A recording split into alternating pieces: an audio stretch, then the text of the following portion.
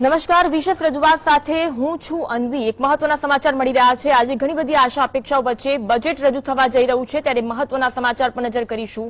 મહત્વના સમાચાર મળી રહ્યા છે। બજેટ 2021-22ના કાઉન્ટડાઉન શરૂ થઈ ચૂક્યું છે। નાણાપ્રધાન નિર્મલા સીતારમણ નાણાં મંત્રાલય પહોંચ્યા છે અને ત્યાં બજેટ રજૂ કરવામાં આવશે, ત્યાં મંજૂરી માંગવામાં આવશે। રાજ્યકક્ષાના નાણાપ્રધાન અનુરાગ ઠાકુર પણ નાણાં મંત્રાલય પહોંચ્યા છે, જ્યાં બજેટને મંજૂરીની મહોર લાગશે। થોડીવારમાં રાષ્ટ્રપતિ રામનાથ કોવિંદ સાથે નાણાપ્રધાન મુલાકાત કરવાના છે, તો બજેટ રજૂ થવાને કાઉન્ટડાઉન શરૂ થઈ ચૂક્યું છે। સવારે 10:15 બજેટ પર કેબિનેટમાં બેઠક મળવા જઈ રહી છે। વર્ષ 2021-22ના બજેટનું કાઉન્ટડાઉન શરૂ થઈ ચૂક્યું છે। અનુરાગ ઠાકુર નાણાપ્રધાન નાણાં મંત્રાલય પહોંચ્યા છે અને રાષ્ટ્રપતિ પણ ત્યાં પહોંચશે, જ્યાં બજેટને મંજૂરી આપવામાં આવશે।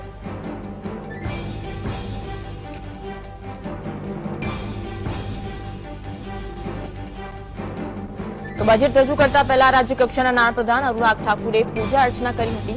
અનુરાગ ઠાકુરે જણાવ્યું હતું કે બજેટ આત્મનિર્ભર ભારતનો રસ્તો દર્શાવશે। અમને અપેક્ષા છે કે પ્રજાની આશા અને અપેક્ષાઓને પૂરું કરનારું આ બજેટ હશે।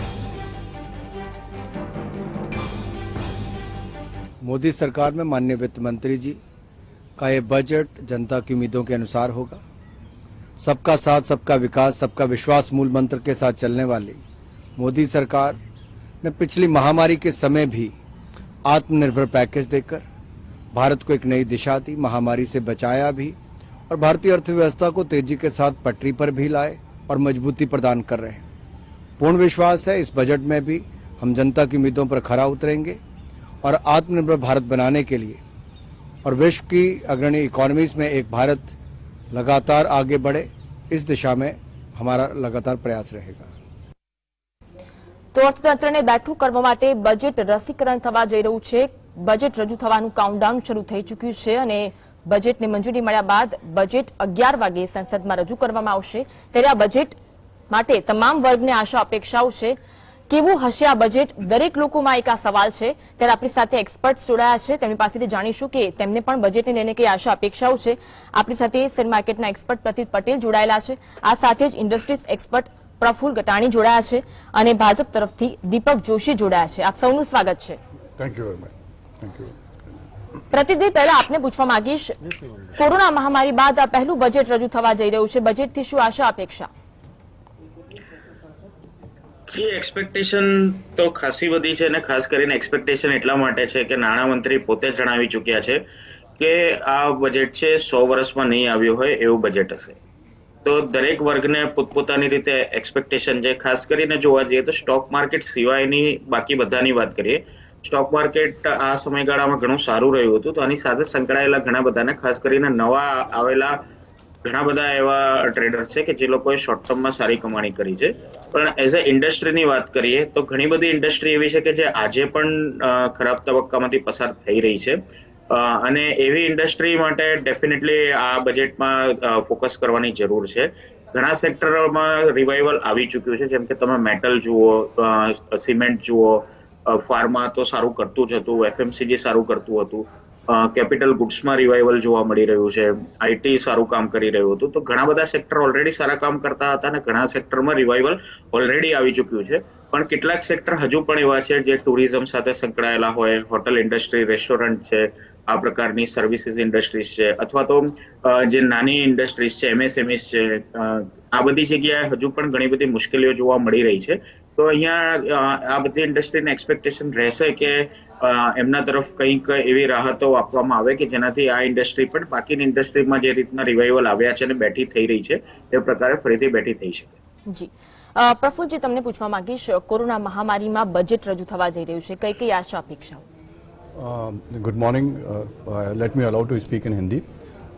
सबसे पहली बात तो ये है कि बहुत हिस्टोरिकल बजट रहेगा, बिकॉज इसका जो बैकग्राउंड है वो पैंडेमिक है और ये विश्वव्यापी बीमारी रही है, जिसके कारण में हर सरकार, ना भारतीय सरकार नहीं बल्कि हर सरकार बहुत ही केयरफुली इस बजट को देख रही होगी, क्योंकि इंडिया ऐसा है जिसने पहला एक अपना एक मार्क वर्ल्ड लेवल पर रखा कि अपना वैक्सीन यहाँ पर इंट्रोड्यूस करा और उसका वैक्सीन सक्सेसफुली आया है।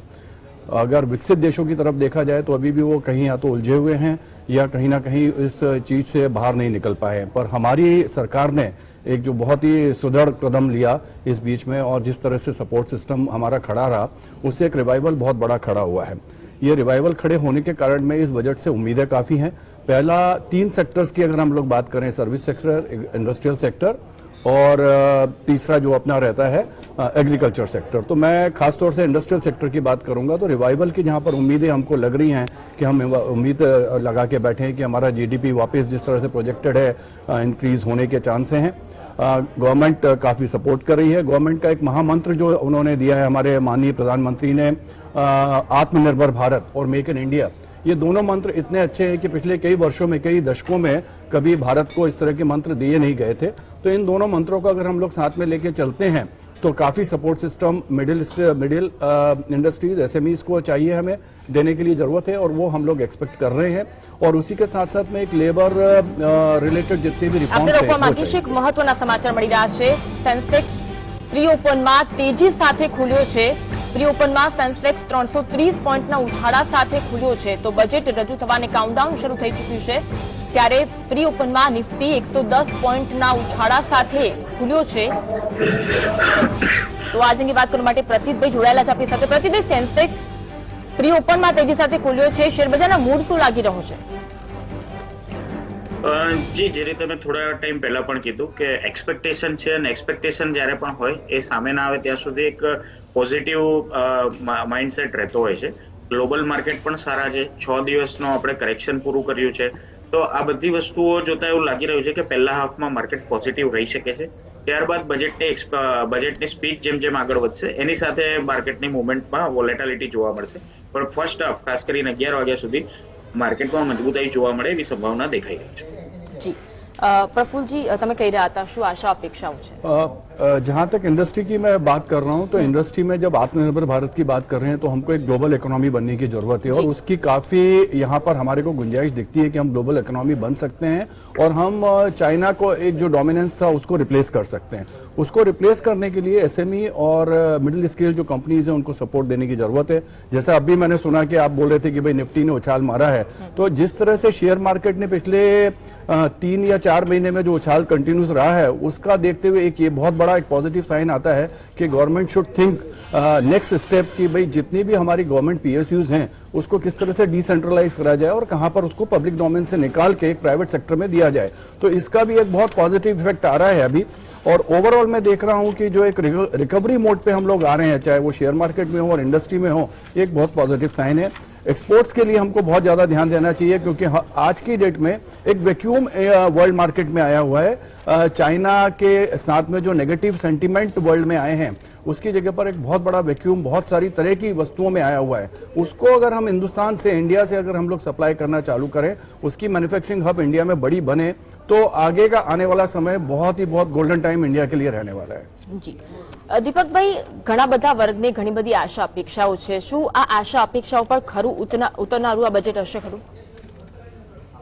2014 થી અત્યારે 2020 એટલે કે 6 વર્ષનો ગાળો ભારતીય જનતા પાર્ટી ને એનડીએ ની સરકાર જે કેન્દ્રની અંદર છે, 2014 ની અંદર જે પ્રફુલ્લભાઈએ જે કીધું એ પ્રમાણે 2014 ની અંદર પણ ભારતીય જનતા પાર્ટીની સરકાર નરેન્દ્રભાઈ ઉપર એક આશા હતી કે જે વર્ષોથી જે પ્રણાલી ચાલતી હતી, કારણ કે કોઈ પણ સરકાર છે એ સરકાર મુક્તપણે પોતાના વિચારો રજૂ કરી શકવી જોઈએ, પોતાની જે યોજનાઓ છે એ મુક્તપણે પોતે પહોંચાડી શકવી જોઈએ। આ એક પદ્ધતિ હોવી જોઈએ, તો જ તમે પ્રજાના હિતમાં તમે બજેટ તો આપો છો, પણ બજેટ શું પ્રજા સુધી પહોંચે છે? જે યોજનાઓ આપો છો એ ઇમ્પ્લિમેન્ટ પ્રોપર થાય છે કે નહીં? તો એ બજેટ આપવાથી કોઈ વસ્તુ સોલ્વ નથી થઈ જતી, પણ એના પછીની જે અસર જે છે એ એકચ્યુઅલમાં બજેટ પ્રજા સુધી પહોંચે છે કે નહીં, પ્રજા માટે પહોંચે છે કે નહીં, તો એ બહુ અગત્યનો રોલ પ્લે કરતું હોય છે। અને છેલ્લા 6 વર્ષની અંદર આ ભારતીય જનતા પાર્ટીની સરકારને એનડીએની સરકારે આપ્યું છે। અને એટલા માટે જ તમે જોજો, જે વસ્તુ સૌથી પહેલા ક્યારે પણ બજેટ એવી વસ્તુ છે કે તમારી આશા શું છે, તમારો ધ્યેય શું છે, તમારો ઉદ્દેશ શું છે, એ બહુ અગત્યનો રોલ પ્લે કરતી હોય છે। અને એટલા માટે જ દરેકને આશા હોય છે ને આશા પ્રમાણે જ એ પ્રમાણે બજેટ આવે એવું લોકો ઈચ્છતા હોય છે. પહેલી વાર તમે સમજો 2014 પહેલાની વાતચીત કરીએ તો બજેટની ડેટ માર્ચ મહિનામાં ફિક્સ થતી હતી, ક્યારે થતી હતી એ કોઈ હતું નહીં, પણ પહેલી વાર એનડીએની સરકારે 1 એપ્રિલ 1 ફેબ્રુઆરી આપેલી છે ને, જેથી કરીને 1 એપ્રિલથી એને ઇમ્પ્લિમેન્ટ કરી શકીએ. કારણ કે જ્યારે તમે એનું કોઈ અસ્તિત્વ ન હોય, કોઈ તારીખ તમારી પાસે ન હોય, ત્યારે તમે ઇમ્પ્લિમેન્ટ ક્યારે કરશો એ પણ ન થઈ શકે.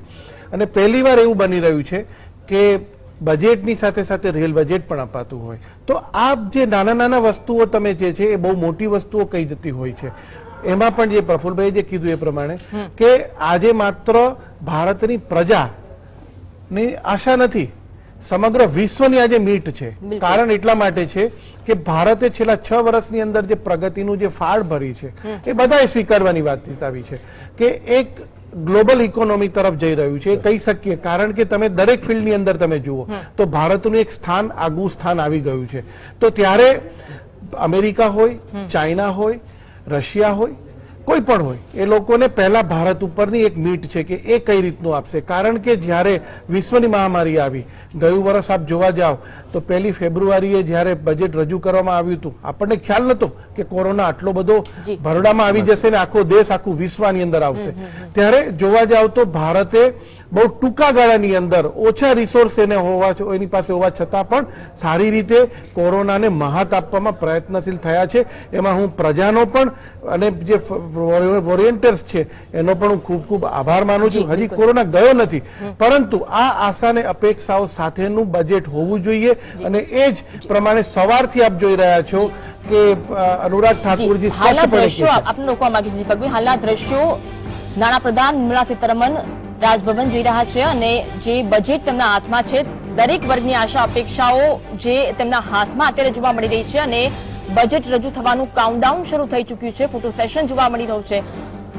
અનુરાગ ઠાકુર તેમની સાથે ઉપસ્થિત છે અને નાણાપ્રધાન રાજભવન જઈ રહ્યા છે અને આ જે બજેટ તેમના હાથમાં છે તે દેખાડી રહ્યા છે. દરેક વર્ગ માટે શું આમાં હશે તે અત્યારે દરેક વર્ગમાં ચર્ચાઈ રહ્યું છે અને બસ કાઉન્ટડાઉન શરૂ થઈ ચૂક્યું છે. થોડા જ સમયમાં આ બજેટ રજૂ થવાનું છે, ત્યારે આ બજેટને મંજૂરીની મહોર મારવામાં આવશે અને ત્યારબાદ સંસદમાં આ બજેટ 11 વાગે એક્ઝેક્ટ 11 વાગે નાણાપ્રધાન વાંચીને તમામ લોકોને સંભળાવશે. ત્યારે તે પહેલાનું આ ફોટો સેશન અનુરાગ ઠાકુર તેમની સાથે ઉપસ્થિત છે, અલગ અલગ અધિકારીઓ પણ તેમની સાથે ઉપસ્થિત છે. તો કોરોના કાળની વચ્ચે દરેક લોકો જે બજેટથી આશા અપેક્ષા રાખી રહ્યા છે, દરેક લોકો કહી રહ્યા છે કે મારા માટે આ બજેટમાં શું હશે. તો હાલમાં ફોટો સેશન થઈ રહ્યું છે અને આ બજેટ રજૂ થશે 11 વાગે એક્ઝેક્ટ 11 વાગ્યાના ટકોરે આ બજેટ નાણાપ્રધાન આપણને વાંચીને સંભળાવશે. ત્યારે હાલના દ્રશ્યો રાજભવન પહોંચશે નાણાપ્રધાન અને ત્યારબાદ સંસદમાં જઈને આ બજેટને રજૂ કરવામાં આવશે. પહેલા તો આ બજેટને રજૂ કરવા માટેની મંજૂરી માંગવામાં આવશે અને પછી 11 વાગે આ બજેટ રજૂ થશે. તો તે પહેલા ફોટો સેશનના દ્રશ્યો છે. બસ થોડી જ વારમાં નાણાપ્રધાન રાજભવન પહોંચશે અને ત્યાં બજેટની મંજૂરી મળશે, રાષ્ટ્રપતિને મળશે અને રાષ્ટ્રપતિ મંજૂરીની મહોર લગાવશે અને ત્યારબાદ નાણાપ્રધાન સંસદમાં પહોંચશે અને આ બજેટને વાંચી સંભળાવશે. 2021-22ના વર્ષનું આ બજેટ છે. દેશ કોરોનાની મહામારીને જોઈ ચૂક્યો છે, દેશ અર્થતંત્રને પડી ભાગતા જોઈ ચૂક્યો છે અને હવે આ બજેટ લઈને દેશવાસીઓને ઘણી બધી આશા અપેક્ષાઓ છે કે કોરોના મહામારી વચ્ચે તેમના માટે આ બજેટમાં શું હશે. આરોગ્ય ક્ષેત્રને લઈને, શિક્ષણ ક્ષેત્રને લઈને આ બજેટમાં શું હશે તે આશા અપેક્ષાઓ સેવામાં આવી રહી છે. તો આપણી સાથે કોંગ્રેસ તરફથી હેમાંગ રાવલ જોડાયા છે. હેમાંગભાઈ, સ્વાગત છે આપનું. હેમાંગભાઈ, દરેક વર્ગને ઘણી બધી આશા અપેક્ષાઓ છે કારણ કે દેશ કોરોનાને જોઈ ચૂક્યો છે, અર્થતંત્ર જે પ્રકારે અત્યારે ડામાડોળ હાલતમાં છે તે પણ દેશ જોઈ ચૂક્યો છે અને તેની વચ્ચે આ બજેટ રજૂ થવા જઈ રહ્યું છે. શું આશા અપેક્ષા? સૌપ્રથમ તો એક એવું જ રહ્યું કે સમગ્ર વિશ્વની અંદર કોરોનાની મહામારી જે છે એ વિશ્વની અંદર હતી અને આ બજેટ જે છે એ દરેકને માટે એક ચેલેન્જ સ્વરૂપ હોય, દરેક દેશ માટે. પરંતુ આપણા માનનીય નાણામંત્રીશ્રીએ જાતે જ દલા તળવાડીની જેમ કહી દીધું કે આ બજેટ અભૂતપૂર્વ હશે. હવે એ તો નીવડે વખાણ. આપણે આપણી પેનલની અંદર સીએ પણ છે એટલે ફિસ્કલ ડિબેટ ને આ તે એવા બધા અઘરા શબ્દો સિવાય આપણે સામાન્ય વાત કરીશું કે મને શું ફાયદો થશે. સૌપ્રથમ તો ગૃહિણીઓને ગેસનો ભાવ હોય તો ગેસની સબસિડી છે લગભગ સંપૂર્ણ સરકારે ખતમ કરી દીધી. તો એ સબસિડીના પૈસા ક્યાં વપરાશે?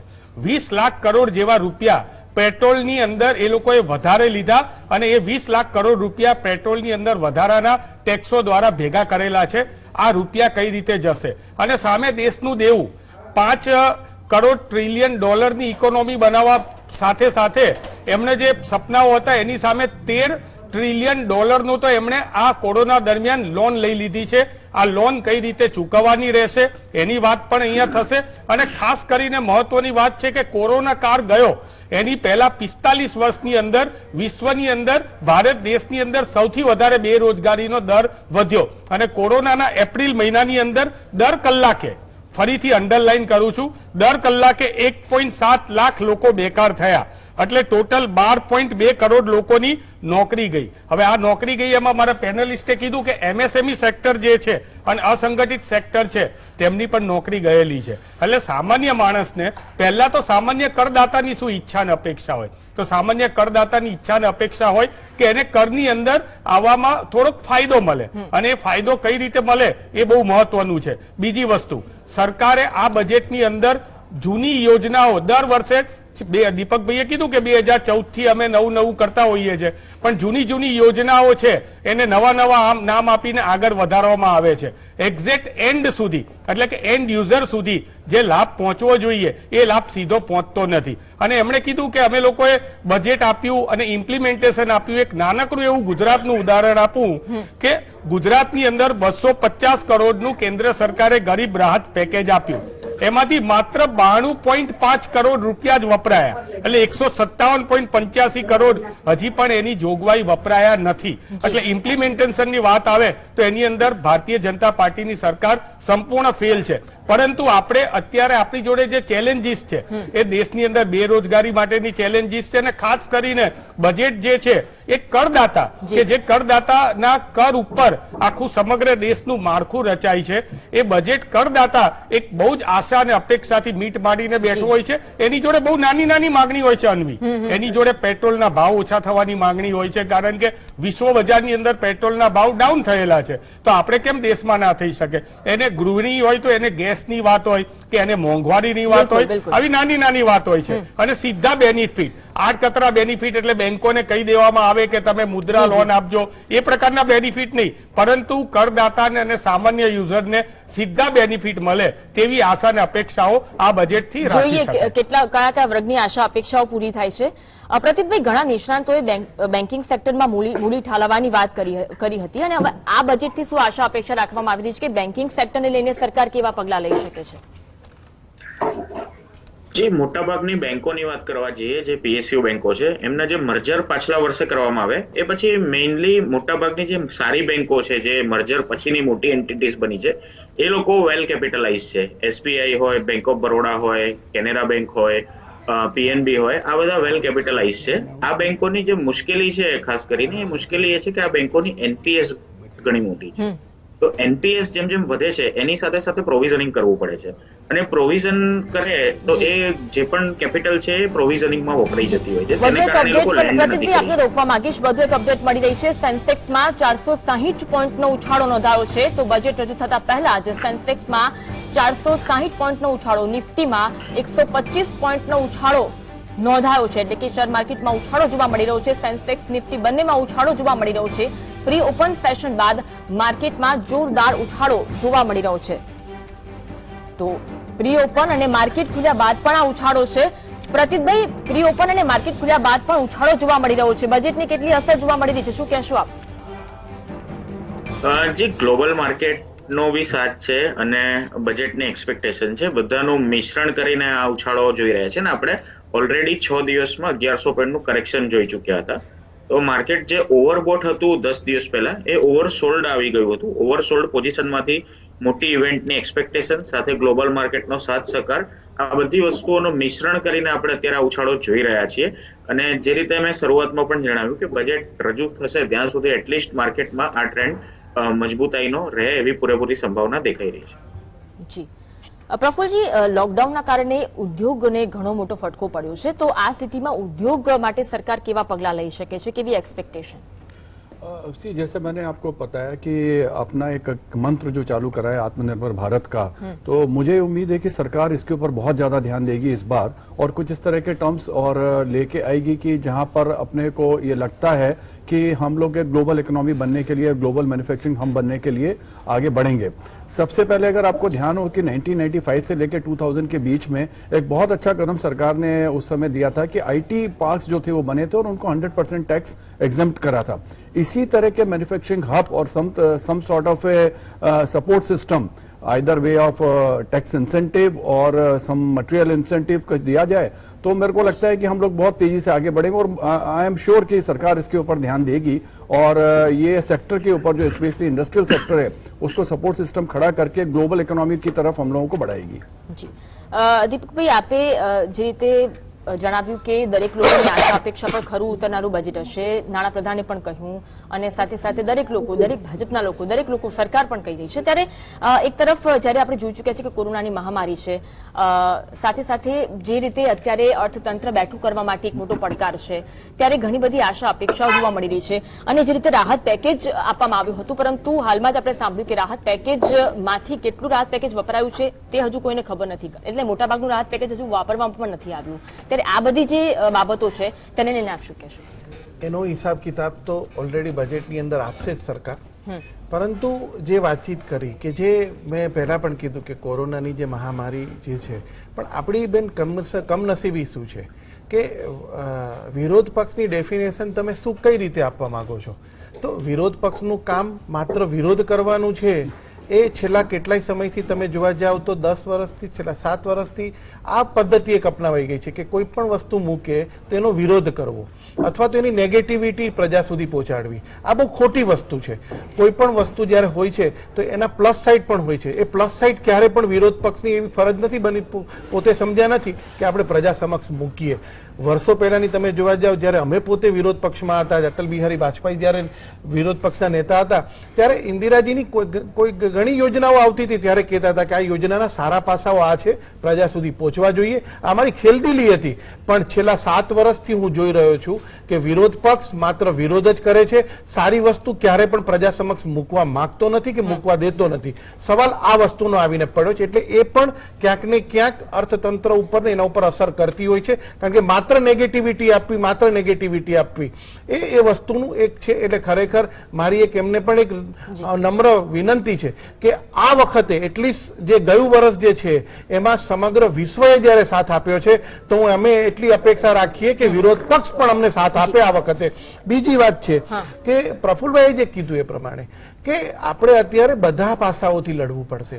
દેશની આંતરિક જે બાબત છે એની ઉપર પણ થવું પડશે ને બહાર ગ્લોબલ ઇકોનોમી, કારણ કે બીજાને પણ આપણા પર એક આશાઓ છે, બીજા દેશને પણ આશાઓ છે। એટલે સર્વિસ સેક્ટરની જે વાતચીત છે, પણ સૌથી મોટો બહારની જે ગ્લોબલ વાળી વાતચીત આવે છે ત્યાં ઇન્ડસ્ટ્રીનો રોલ બહુ મોટો પ્લે થશે।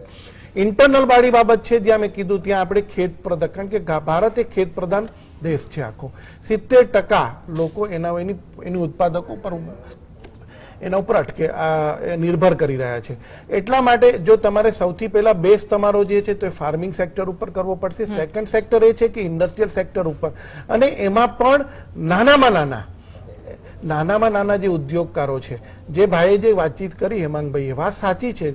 છેલ્લા વર્ષની અંદર માત્ર ભારતના આંકડા નહીં, સમગ્ર વિશ્વના આંકડા તમે જુઓ, દરેક માણસ એક મહામારીમાંથી પસાર થઈ રહ્યું હતું ને એમણે પોતે આર્થિક રીતે બધાએ પરિસ્થિતિ સામનો કરવો પડ્યો હતો। તો એવી પરિસ્થિતિની અંદર જ્યારે આવું બધું બન્યું છે ત્યારે સરકાર માટે આ વખતે ચેલેન્જિંગ છે, પણ હું હંમેશા કહેતો આવ્યો છું કે જ્યારે તમારી આશય તમારો સાચો હોય અને આશય તમારો સારો હોય ત્યારે હંમેશા ઈશ્વર પણ તમને સાથ આપતો હોય છે। આ માત્ર ઈશ્વર ઉપર નહીં, અમે અમારા કર્મોના, અમે અમારા જે કાર્ય છે એના ઉપર પણ અમે નિર્ભર કરીએ છીએ, અને એના આધારે 100% હું તમને કહી દઉં કે આ બજેટ આમ પ્રજાને, જેમણે વાતચીત કરી કે આમ પ્રજાની શું અપેક્ષાઓ હોય એ સ્પષ્ટપણે એ પરિપૂર્ણ કરશે એવી મને સંપૂર્ણપણે આશા છે। જી, તો કહેવાય રહ્યું છે કે દરેક લોકો માટે આ બજેટ હશે અને આત્મનિર્ભર ભારત જે અત્યારે તે દિશામાં દેશ આપણો આગળ વધી રહ્યું છે અને તેને જ ફૂલફિલ કરતું આ બજેટ હશે તેવું પણ કહેવાય રહ્યું છે।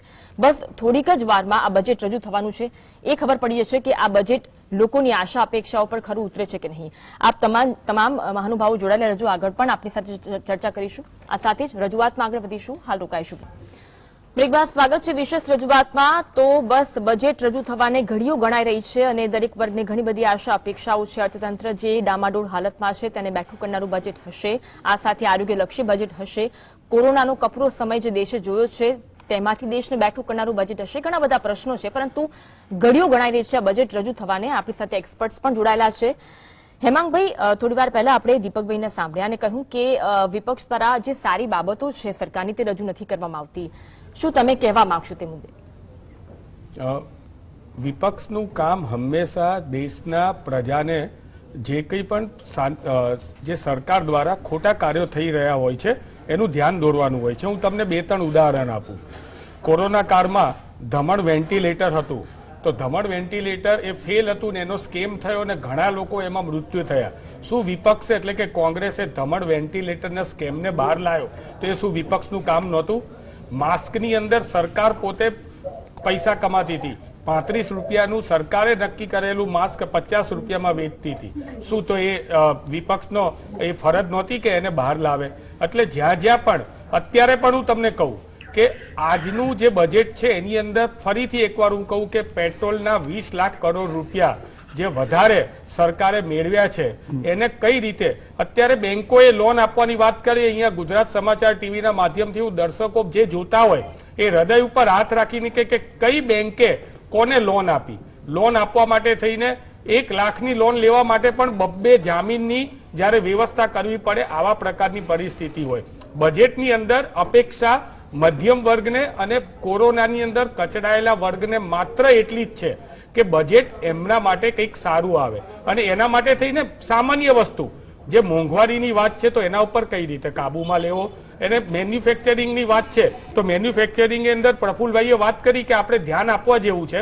હવે હું દીપકભાઈ સિવાયના પ્રશ્નની વાત કરું બજેટની અંદર, તો આ દેશના માટે ચેલેન્જીસ છે. તો એ ચેલેન્જીસ કઈ રીતે કરવી એ નાણામંત્રીએ જોવું પડશે. તમને ખ્યાલ હોય તો 2017 ને 18માં 46.5 કરોડ વર્કર એ નોંધાયેલા અને વણ નોંધાયેલા વર્કર્સ હતા, જે આ દેશને અર્થતંત્રની ગાડીને પાટા ઉપર ચડાવે છે. કારણ કે દેશની અંદર ખેતી પછી જો કોઈ બીજો મોટો વ્યવસાય હોય તો એ ઇન્ફ્રાસ્ટ્રક્ચર છે અને આ ઇન્ફ્રાસ્ટ્રક્ચર ને બીજા બધાની અંદર 46.5 કરોડ વર્કર હતા. હવે આમાંથી 12 કરોડ 24 કરોડ જે છે એ સેલ્ફ એમ્પ્લોય છે, એટલે પકોડા તરવા વાળા ને એવા બધા જે મોદી સાહેબ કે છે એ પ્રકારના છે. કેજ્યુઅલ લેબર 12 કરોડ છે અને ડેઇલી વેજસ 8 કરોડ છે. માત્ર 10% જ વર્કર રેગ્યુલર એમ્પ્લોય છે, એટલે કે 4.5 કરોડ વર્કરને જ એનો લાભ મળે છે અને એમાંથી પણ 5% લોકોને ગેરંટેડ લાભ મળે છે. જ્યારે મેન્યુફેક્ચરિંગ હબ જે પ્રફુલભાઈએ કીધું એ બનાવવું હોય તો આ જે અસંગઠિત ક્ષેત્રના વર્કર્સ છે એના ઉપર ધ્યાન આપવાની ખાસ જરૂર છે. અને હંગર ઇન્ડેક્સની અંદર ભારતનો નંબર છેક 94મો આવેલો છે. બાંગ્લાદેશ પણ આપણેથી આગળ છે.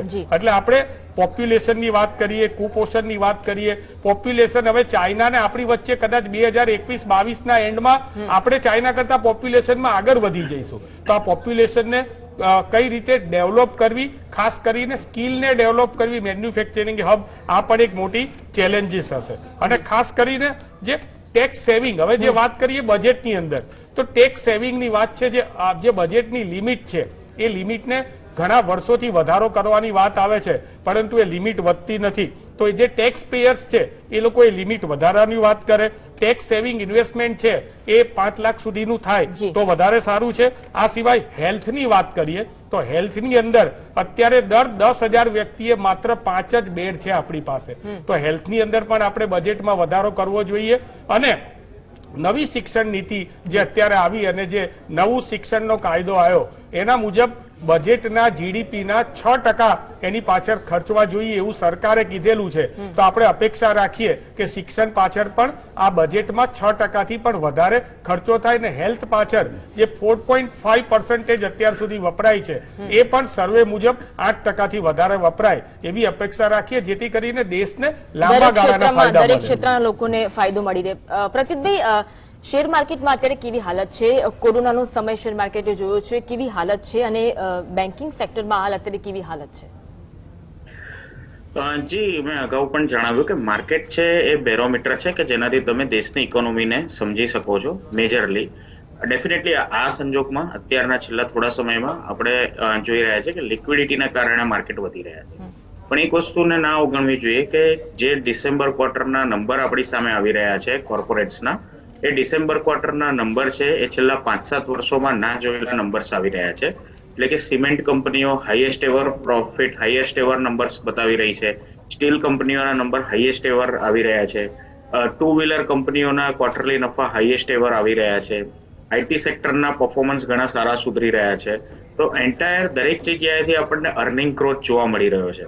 હવે અર્નિંગ ગ્રોથ માત્ર કંપનીઓનો જ છે અને એની કોઈ નીચેના માણસ સુધી ઇમ્પેક્ટ નહીં આવે એવું કેવું પણ ખોટું છે. અને સામે તમે ખેતી તરફ જાઓ તો ખેતીમાં બી જે રવિ સિઝન છે અત્યારે જે ચાલી રહી છે એ રવિ સિઝનમાં હાઈએસ્ટ એવર વાવણી થઈ છે, સોઈંગ થઈ રહ્યું છે. તો એનો મતલબ ક્લિયર કટ છે કે હાઈએસ્ટ અત્યાર સુધીમાં દેશમાં ના થયું એટલું મોટું વાવેતર જો રવિ સિઝનનું થતું હોય, ખરીફમાં આપણે જોયું કે હાઈએસ્ટ એવર પ્રોડક્શન થયું છે. તો આ બધી વસ્તુઓ બતાવે છે કે ઇકોનોમી છે એ ધીરે ધીરે પાટા પર આવી રહી છે. અને આઈએમએફ જેવી સંસ્થાઓ પણ કહી રહી છે કે આવનાર વર્ષનો જે જીડીપી ગ્રોથ છે ભારતનો એ વિશ્વમાં સૌથી વધારે રહેશે અને 11% આસપાસ રહેશે. મને લાગે છે કે 11%માં કદાચ થોડો વધારો થશે જે રીતના નંબર્સ આવી રહ્યા છે. તો ઓવરઓલ સેન્ટિમેન્ટ છે પોઝિટિવ તરફી છે. જો હવે અહીંયાથી ફરીથી આ મહામારી રિલેટેડ કોઈ બીજું રીઝન નથી આવતું જેની સંભાવના ઘણી ઓછી છે, કારણ કે વેક્સિનેશનમાં પણ આજે આપણે જોઈ રહ્યા છીએ કે WHO જેવી સંસ્થા કહી રહી છે કે ભારતની વેક્સિનેશન કેપેસિટી છે એ વિશ્વ માટે વરદાન રૂપ છે. કમનસીબે આપણા દેશના લોકો એની ઉપર ક્વેશ્ચન ઉઠાવી રહ્યા છે, પણ WHO જેવી સંસ્થા કહી રહી છે કે આ એક વિશ્વ માટે આશીર્વાદ રૂપ છે આટલી મોટી કેપેસિટી. તો આ બધી વસ્તુઓ જેમ જેમ આપણે આગળ જઈશું એ મને લાગે છે કે આપણા માટે ઘણો સારો ટાઈમ આવી રહ્યો છે. અને કદાચ નિરાશાજનક વાતો કે બજેટ માત્ર એકાદ દિવસ માટે છે. મેં શરૂઆતમાં પણ જણાવ્યું કે બજેટ સિવાય પર ગવર્મેન્ટ રોજ કામ કરે છે. તો બજેટમાં કદાચ કોઈ વસ્તુ વધી ઘટી એને જોવાની જગ્યાએ ડેફિનેટલી એનાલિસિસ 2 દિવસ થશે. ત્યારબાદ આગળ જતા પણ ગવર્મેન્ટના ધ્યાનમાં જેમ જેમ આવશે કોઈ પણ વાત એનું સોલ્યુશન આવશે. ને જે રીતની અત્યારની સિનારીઓ છે મને લાગે છે કે ખરાબ સમય પછી આવનાર 2-3 વર્ષ આપણા દેશ માટે ઘણા સારા આવશે એવી સંભાવના દેખાઈ રહી છે. જી પ્રફુલભાઈ, કોરોનાના કારણે અત્યારે અસંગઠિત ક્ષેત્રો જે છે તેમને મોટો ફટકો પડ્યો છે, તો તે ક્ષેત્રની અત્યારે કેવી હાલત છે? देखिए हम लोग जो आज इस बजट की बात कर रहे हैं और ये बजट हमारे लिए महत्वपूर्ण क्यों है, क्योंकि इसका बैकड्रॉप जो है वो बेसिकली कोरोना है. कोरोना के कारण में ओनली भारत या इंडिया की बात नहीं करें, विश्व की बात करें तो विश्व में सारी जगह पर इसके इफेक्ट, बड़े मेजर इफेक्ट आए हुए हैं. जिस तरह से मेरे को पैनलिस्ट हेमांग भाई ने भी कहा कि बहुत सारी जरूरत है हमको ये ध्यान रखने की कि जो छोटे उद्यमी हैं, लेबर, असंगठित लेबर है या इस तरह के छोटे मजदूर हैं या हमारे किसान भाई हैं, उनके ऊपर हम लोग क्या कर सकते हैं. तो एक बात हमको समझना पड़ेगा, हम कहां से आ रहे हैं. सबसे पहले हमारी इकोनॉमी क्या है. हमारी इकोनॉमी है 130 करोड़ लोगों की जनता हमारे साथ में है, उसकी हमारी इकोनॉमी है. और उस इकोनॉमी का जो हमारा बजट बनता है उसमें से 80% जो है वो ऑलमोस्ट फिक्स्ड है. 80% खर्चे जो ऐसे हैं जो हमारे फिक्स रहते ही रहते हैं, जिसमें हम लोग कोई बहुत बड़ी फेरबदल नहीं कर सकते हैं. अब बचे हमारे पास में 20% के खर्चे. तो 20% का जो खर्चा है उसमें हम क्या फेरबदल कर सकते हैं और किस तरह से किस कर सकते हैं. तो सबसे पहली बात है कि जब हम कोरोना की, आपने जैसे बोला कि कोरोना की हम बात कर रहे हैं, तो कोरोना में सबसे इंपॉर्टेंट होता है हेल्थ. तो मेरा एक्सपेक्टेशन इस बार के बजट से ये है कि जैसे हेल्थ इंश्योरेंस की जो लिमिट है वो थोड़ी बढ़ाई जाए, क्योंकि आज एक नॉर्मल फैमिली भी जो है उसने अगर इंश्योरेंस लिया या खर्चा किया है, दोनों में से आप देखें तो कई फैमिली ने 5 से 10 लाख रुपए का खर्चा कोरोना के बीच में कर दिया है. तो उस हिसाब से अगर 25 से 50 हजार का जो अपन इंश्योरेंस की ATD में बात कर रहे हैं वो सफिशिएंट नहीं है. तो उसमें कहीं ना कहीं हम लोगों को ध्यान देना चाहिए. इसी तरह जो 80C का एक जो हमारा एक सेक्शन है वो इतना क्लस्टर्ड है, उसमें इतनी सारी चीजें डाली हुई है, तो थोड़ा सा उसको रिलैक्स कर देना चाहिए गवर्नमेंट को इस परिस्थिति में. तीसरा एक सबसे बड़ी इंपॉर्टेंट बात है, जैसे आपने बोला कि कोरोना के बाद में अब क्या होने वाला है. तो हमारे छोटे, जो हेमांग भाई अभी जो बोल रहे थे कि भाई छोटे इन्वेस्टर्स को ध्यान देना चाहिए, तो उनके लिए एक कहीं पर भी पैरिटी अगर आती है और सरकार उस पर ध्यान दे कि भाई हमने एक 5 लाख तक का ऑलमोस्ट हमारी अगर टैक्स रिटर्न बनती है तो अभी आज की डेट में नहीं ले, या 2.5 लाख की हमारे पास में मिनिमम हमारा बेस रेट बना हुआ है. तो जब स्मॉल इन्वेस्टमेंट की बात आती है तो उसको जो शॉर्ट टर्म इन्वेस्टमेंट पे गेन है वो 15% नहीं होना चाहिए, उसको भी फिर उसी लेवल पे लेके आना चाहिए. सबको एक ही नजरिए से अगर देखा जाए तो शायद हमारा जो ये वर्ग है वो बहुत खुश होगा और उसके हिसाब से उनकी एक्सपेक्टेशन भी पूरी होंगी, क्योंकि इस साल पैसा कमाने से ज्यादा इंपॉर्टेंट है हमारे लिए इकोनॉमी को रिवाइव करने के लिए पैसा खर्च कराना। पैसा खर्च कब होगा? जब हमारे पास डिस्पोजेबल इनकम होगी। डिस्पोजेबल इनकम के लिए छोटे छोटे पगले लिए जा सकते हैं, बहुत बड़ा मतलब ये काम पॉसिबल नहीं है इस तरह से, क्योंकि सरकार की भी अपनी एक जिम्मेदारी होती है। एंड सरकार इज व्हाट? सरकार is basically A welfare state. Welfare state में उनके पास में ऑलरेडी कमिटेड टर्म्स हैं। उन कमिटेड टर्म्स के आगे क्या करना है, क्योंकि ये कोई ऐसा नेचुरल फिनोमेना नहीं था, ये बड़ा एबनॉर्मल फिनोमेना रहा है हमारा इस बार जो कोरोना का है। तो उस सब परिस्थितियों को ध्यान में रख के और उसमें से कुछ ऐसा हमारा एक छोटा सा पार्ट या टुकड़ा या हिस्सा निकाला जाए जो हमारे मजदूर भाइयों के लिए जो हो, जो हमारे किसान भाइयों के लिए हो और वो हमारे छोटे उद्यमियों के लिए भी हो। इस तरह से अगर कुछ कर लिया जाए तो आई थिंक ये सरकार और ये बजट बहुत ही अच्छा और पॉजिटिव स्टेप रखेगा हम सबके लिए। જી દીપકભાઈ, જેમ આપે પ્રફુલ્લભાઈને સાંભળ્યા અને અત્યારે દેશે જે કોરોનાનો કપરો સમય જોયો છે, શિક્ષણ ક્ષેત્ર હોય, આરોગ્ય ક્ષેત્ર હોય, રોજગારી અત્યારે લોકોની છીનવાઈ ગઈ છે, ત્યારે આ જે મુદ્દાઓ છે તેના પર ભાર મુકાવવો જેવું લાગે છે આપને? 100% બેન, એમને જે વાતચીત કરી, હું હેમંતભાઈએ પણ અમુક સજેશન્સ આપ્યા. હું એટલે મારી પહેલા પણ જે કહેવાની બાબત એ જ હતી કે વિરોધ પક્ષની ભૂમિકા શું, તો એ સજેશન આપી શકે છે ક્યાં કોઈ પણ પોઝિટિવ સાઈડ પણ એ પોતે બતાવી શકે. હું એમ નથી કહેતો કે માત્ર નેગેટિવ બતાવે છે એટલે, પણ તમે સમજો કોઈ પણ વસ્તુ હોય છે તો એનીમાં સારા પર્સન્ટેજ પણ હોય છે અને ખરાબ પણ હોય છે. તો ખરાબ જ એકલા બતાવવા એ ખોટું હતું વસ્તુ. મારી એમને એક વિનંતી હતી. બીજું જે વાતચીત કરી, એમણે જે સજેશન આપ્યા એ પ્રમાણે સરકારે આ વખતે, જો કે ભારતીય જનતા પાર્ટીની પહેલેથી જ એક ભૂમિકા રહી છે કે 2014ની વાતચીત કરીએ તો અમે ક્યારેય પણ મેનિફેસ્ટો શબ્દ નથી વાપર્યો. પ્રજાને શું અમે આપવા માંગીએ છીએ, ભારતીય જનતા પાર્ટી કે એનડીએની સરકાર શું આપવા માગે છે પ્રજાને, એ અમે મેનિફેસ્ટો નથી કહેતા. મેનિફેસ્ટો એટલે ઢંઢેરો, ઘોષણાપત્ર. અમે ઘોષણા નથી કરવા માંગતા, અમે સંકલ્પિત પત્ર કહીએ છીએ. સંકલ્પ કરીએ છીએ અમે કે અમારે આ વસ્તુ આપવી છે. જ્યારે માણસ સંકલ્પ કરતો હોય ત્યારે નિશ્ચિતતાપણે સુધી પહોંચાડવાની એક સોગંદ જેવું કહી શકીએ આપણે, અને અમે કરતા હોઈએ છીએ અને એટલા માટે જ આશા અને ભરોસા અમારા પર હોય છે. બીજી જે વાતચીત કરી કે એમણે જે સ્મોલ સેક્ટર્સને એમની જે વાતચીત કરી, 100% આ વખતે એ ઉદ્યોગો કેવી રીતે પોતાના આત્મનિર્ભર થાય, પોતાની રીતે કેવી રીતે આવે આગળ, એ જોવાનું ખાસ આપણા માટે રહેશે. કારણ કે જે કોરોનાની મહાબીમારી દરમિયાન જે પ્રફુલ્લભાઈએ જે કીધું 100% વાત સાચી છે કે 80% એવી વસ્તુ છે કે જ્યાં તમે કંઈ કરી શકવાના નથી. થોડું ઘણું તમે કરી શકશો, પ્લસ માઇનસ 10% 20% જેવું કરી શકશો, પણ 20% આપણી પાસે એવા છે કે જેની અંદર તમે કંઈક મિરેકલ કરી શકો. અને આ સરકારે એ કરવાનો પ્રયત્ન પહેલેથી કર્યો છે. જ્યારે તમારે કોઈ પણ નિર્ણય તમે કરો છો તો એની દૂરોગામી અસરો પડતી હોય છે. તમે તરત ને તરત ઇફેક્ટની વાતચીત કરો છો, એ નથી થતી હોતી. આજે આપણે જોઈ શકીએ છીએ જીએસટીની જ્યારે વિરોધ પક્ષે કોઈ પણ વિરોધ કરતા હતા તો જીએસટીની આજે આપણને એની ઇફેક્ટ ખબર પડી રહી છે. આજે આપણે છેલ્લા ક્વાર્ટર વાળું જોયું તો આ વસ્તુ છે. તમે જીએસટી છે, નોટબંધીની પણ આ જ વસ્તુ છે. તમે ખાલી વિરોધ કરો એની ના નથી, પણ તમે એની 5 વર્ષ 10 વર્ષ પછીની શું અસર થવાની છે. કારણ કે જ્યારે તમે કોઈ પણ નિર્ણય કરો છો ત્યારે કોઈ ફોલ તો પડવાનો છે, પણ એ ફોલ પછી જેટલો ઝડપથી પૂરો થશે પછી ટેકરો પણ થવાનો છે.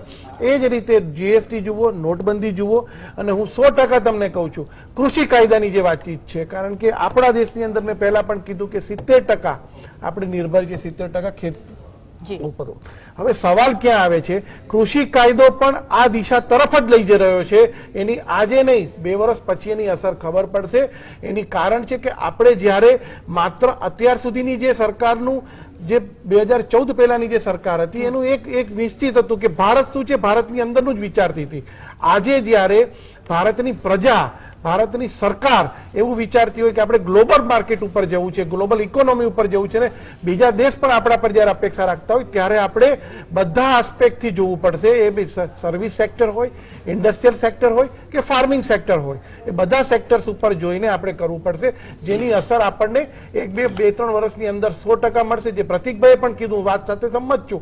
તમે જોવા જાઓ તો છેલ્લા ક્વાર્ટરની અંદર દરેક ઇન્ડસ્ટ્રી, નહીં કે એક ઇન્ડસ્ટ્રી હોય તો આર્ટિફિશિયલ પાથ તમે આપેલો એવું બની શકે, પણ દરેક ઇન્ડસ્ટ્રી, ઓટો ઇન્ડસ્ટ્રી તમે કહો, ગમે તે ઇન્ડસ્ટ્રી, ફૂડ ઇન્ડસ્ટ્રી, બધી ઇન્ડસ્ટ્રીને એક જર્ક મળ્યો છે ને એક ગ્રોથ ઉપર આવી ગઈ છે અને એના માટે એ ઓવરઓલ સેન્ટિમેન્ટ્સ જે કહીએ આપણે પોઝિટિવ આવવાના ચાલુ થઈ ગયા છે. એટલે હું હંમેશા કહું છું કે આપણે સારું વિચારશું, સાચું વિચારશું તો હંમેશા એના પરિણામ સારા મળશે. આ સરકાર એ દિશાની અંદર સુનિશ્ચિત છે, એમાં કોઈ શંકાને સ્થાન નથી. જી પ્રતીકભાઈ, આપને પ્રશ્ન કરવા માંગીશ કે ડિસઇન્વેસ્ટમેન્ટનું પ્લાનિંગ સરકારનું કેવી રીતનું હોઈ શકે અને કેવી રીતનું હોવું જોઈએ, એ અંગે આપ શું સૂચન કરશો?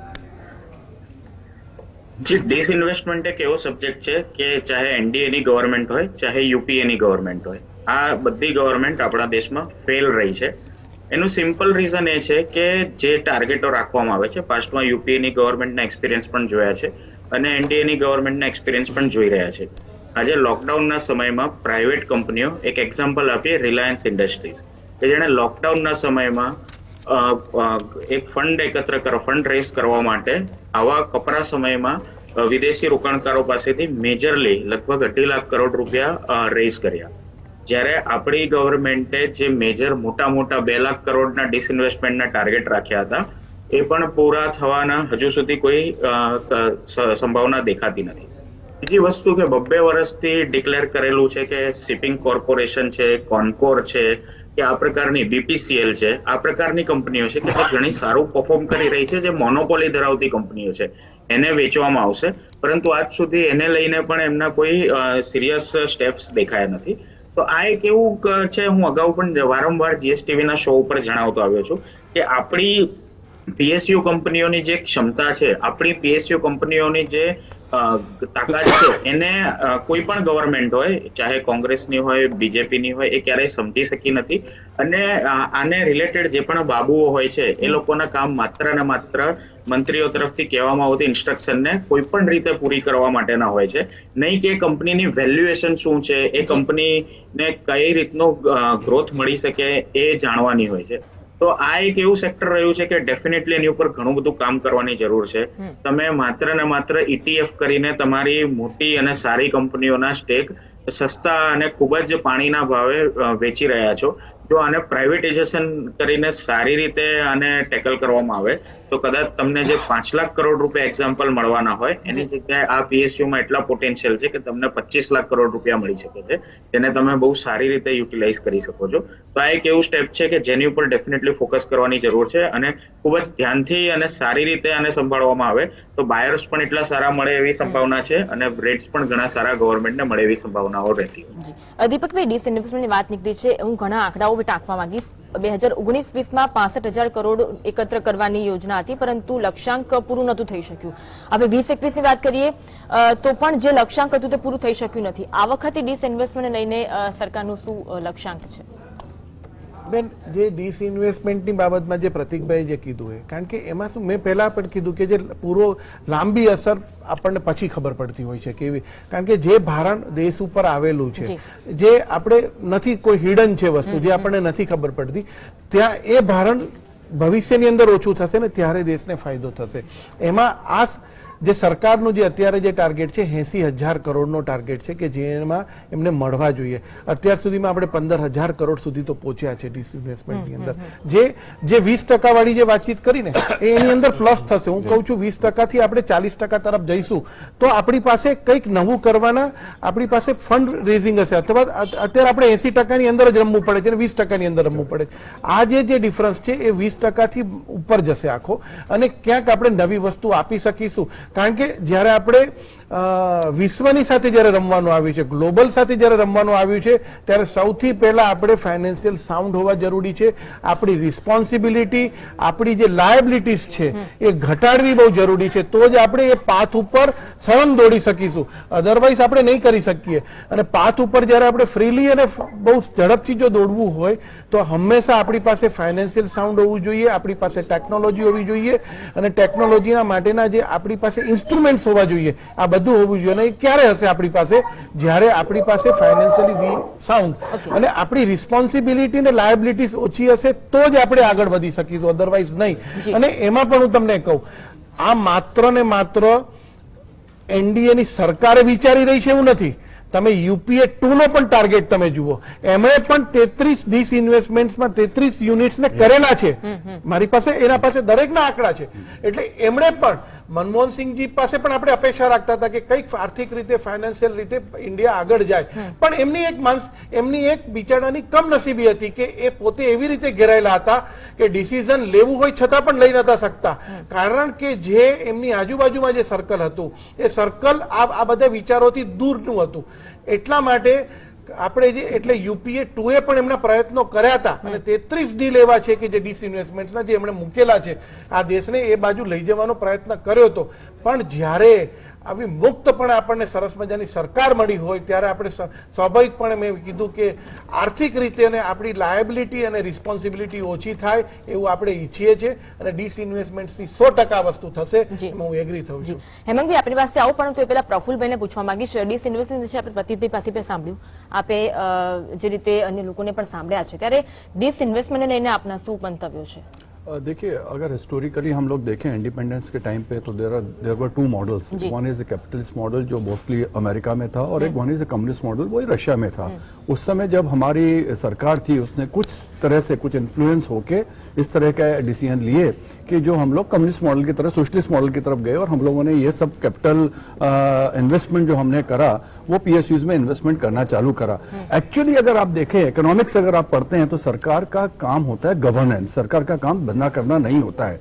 और उसके हिसाब से जो आज सरकार ने डिसीजन लिए हैं कि ये जो 20% का जो ब्रैकेट है उसको किस तरह से बढ़ा जाए, तो आप टैक्स तो आप नहीं लगा सकते हैं ना, एक्स्ट्राऑर्डिनरी टैक्स तो आप पब्लिक के ऊपर नहीं लगा सकते हैं और वो पॉसिबल भी नहीं है और करना भी नहीं चाहिए किसी भी सरकार को. और स्पेशली आज जो परिप्रेक्ष्य में हम बात कर रहे हैं कोरोना में, तो बिल्कुल भी पॉसिबल नहीं है. तो अब पैसा कहां से आएगा? पैसा तो आपको सरकार चलाने के लिए चाहिए. तो पैसा का एक ये बहुत बड़ा सोर्स हमारे पास में है कि हम इन्वेस्टमेंट को जितना एक्सपेडाइट कर सकते हैं हम करें.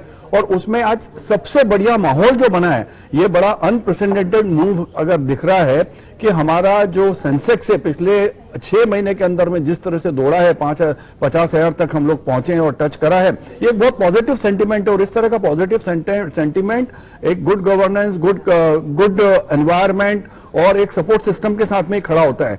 आज हिंदुस्तान ने, इंडिया ने एक बहुत बड़ा एक अपना जिसको बोलते हैं ना झंडा गाड़ा है, वैक्सीन प्रोड्यूस करके और उसको अवेलेबल करा के. इंडिया में नहीं, आज इंडिया का 40 देशों में हमारा वैक्सीन ऑलरेडी, शायद मुझे जो इस तरह के गवर्नमेंट डेटाज आ रहे हैं कि हमारा मिल रहा है और दे रहे हैं. और इसके अलावा अनदर 60 कंट्रीज ऐसी हैं जो हमारे क्यू में लगी हुई हैं और जिनको ये वैक्सीन की जरूरत है और हम सपोर्ट कर रहे हैं. तो आज इस सिचुएशन में ये एक बहुत अच्छा मॉडल है, बहुत अच्छा समय है जब सरकार डिसइन्वेस्टमेंट के ऊपर ज्यादा ध्यान दे और उससे जो जनरेट मनी है वो वापस वेलफेयर में लेके आए. तो I think this is a good move right now. હેમંતભાઈ, આપણે દરેક ક્ષેત્ર, દરેક સેક્ટરમાં અત્યારે કોરોનાની અસર જોવા મળી રહી છે. આપણે શિક્ષણ જગતની વાત કરીએ તો શિક્ષણ જગતમાં અત્યારે ઓનલાઈન શિક્ષણ આપવામાં આવી રહ્યું છે, પરંતુ આ એજ્યુકેશન ક્ષેત્રે કોઈ મોટું એલાન થાય, કોઈ મોટી જાહેરાત થાય તેવું કેટલું જરૂરી લાગી રહ્યું છે? આપણે શિક્ષણની વાત કરીએ આપણે તો એક સર્વેની અંદર જ્યારે કહેવામાં આવ્યું હતું તો 100% લોકોમાંથી 30% લોકો એમ કીધું હતું કે બજેટ જે છે એ લોંગ ટર્મ ઇફેક્ટ માટે થઈને શિક્ષણ પાછળ વાપરવું જોઈએ. એટલે બિલકુલ શિક્ષણ પાછળ બજેટ વાપરવું જ જોઈએ. અને જે નવી અત્યારે શિક્ષણ નીતિ આવી એની અંદર 6% ટોટલ બજેટ છે એના 6% જીડીપીના શિક્ષણ પાછળ વાપરવા જોઈએ. એટલે આ દેશની અંદર શિક્ષણ પાછળ બજેટ વપરાય અને હેલ્થ પાછળ બજેટ વપરાય એ ખૂબ જ જરૂરી છે. સાથે સાથે અન્વી, બીજા રાઉન્ડમાં મને મળ્યો છે દીપકભાઈ ને પ્રફુલભાઈ બે વાર બોલી ગયા, એટલે મારે એમની થોડીક વાતોનો જવાબ આપવો છે. અને જવાબ મારે એકદમ પોઝિટિવ વે થી આપ્યો છે. જેમ દીપકભાઈએ કીધું કે અમારા સાચા સજેશન એમણે સ્વીકાર્યા અથવા સ્વીકારશે, બિલકુલ સારી વાત છે અને વિરોધ પક્ષના આવા સજેશન સ્વીકારે. પરંતુ સાથે સાથે એમણે સ્માર્ટલી સંકલ્પ પત્રની વાત કરી કે જે બજેટને કોઈ લેવા દેવા નહોતું, છતાં પણ હું કહું એમના સંકલ્પ પત્રની અંદર અચ્છે દિનની વાત હતી, એમના સંકલ્પ પત્રની અંદર 2 કરોડ રોજગારીની વાત હતી, એમના સંકલ્પ પત્રની આપણે દૂરની વાત ના કરીએ, અમદાવાદનું ઇલેક્શન આવી રહ્યું છે, 5 વર્ષ પહેલા એમના સંકલ્પ પત્રની અંદર વોર્ડ દીઠ હોસ્પિટલ બનાવવાની વાત હતી, વોર્ડ દીઠ વાઈફાઈ ઝોન, અનલિમિટેડ ઇન્ટરનેટ, આવા પ્રકારની વાતો હતી. એટલે એ સંકલ્પ એમણે કયા પાણીથી લીધો હતો એ મને ખબર નથી, પરંતુ કોંગ્રેસ જે છે એ પ્રજાની અપેક્ષાને ચૂંટણી ઢંઢેરો બનાવે છે. ચૂંટણી ઢંઢેરાનો મતલબ એ છે કે પ્રજા જોડે જઈને અમે પ્રજાને, હમણાં જ કોંગ્રેસે હેલો કેમ્પેન કર્યું અને 90, 99, 90, 22, 55 ઉપર લાખો કોલ આવ્યા અને એ કોલ જે છે એ મહાનગરોની જે સમસ્યા છે એ સમસ્યામાંથી અમે ભેગા કરીને આખી એક ટીમ છે એ આખો એનો મેનિફેસ્ટો બનાવે છે અને એ અમે રજૂ કરવાના છે. નાની નાની વાતો એની અંદર છે, પબ્લિક યુરિનલની અંદર પૈસા ના આપવા જોઈએ કે બીજી ઘણી બધી એવી વાતો છે, મહિલાઓ માટેની વાત છે. પરંતુ આપણે હવે વાત કરીએ ડિસઇન્વેસ્ટમેન્ટની. ડિસઇન્વેસ્ટમેન્ટની અંદર બે પ્રકારની વસ્તુ છે.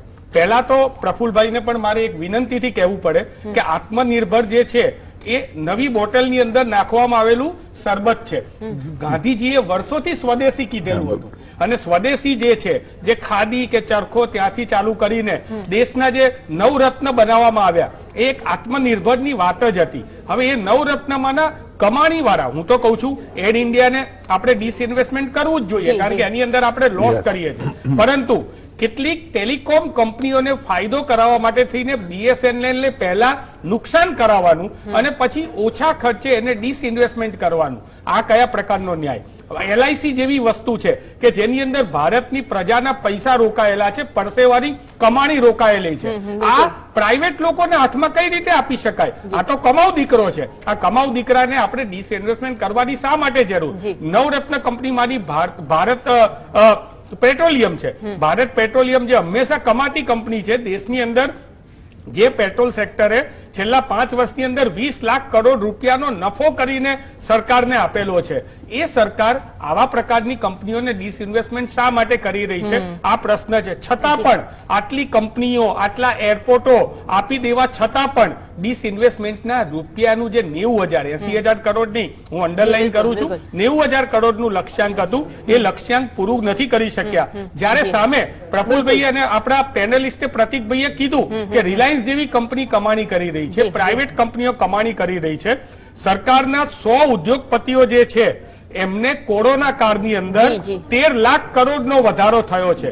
13 લાખ કરોડ રૂપિયાનો વધારો થયો છે, જે આપણા ડિફેન્સ બજેટ કરતા, અનવી એક લાસ્ટ વાત, આપણા ડિફેન્સ બજેટ કરતા સમયનો અભાવ છે થોડો એટલે સરકાર આવા 100 ઉદ્યોગપતિઓ બધા જ પ્રશ્નોના જવાબ માંગીશું. જી હેમાંગભાઈ, આપણે બધા જ પ્રશ્નોના જવાબ માંગીશું. બજેટ બસ રજૂ થવાનું જ છે અને જે ઘડીઓ ગણાઈ રહી છે, તમામ લોકોને આશા અપેક્ષાઓ છે અને થોડી જ વારમાં બજેટ રજૂ કરશે નાણાપ્રધાન. ત્યારે મહાનુભાવો આપણી સાથે જોડાયેલા છે, આપણે તેમને પ્રશ્ન પૂછીશું અને તેમના મંતવ્યો પણ માંગીશું.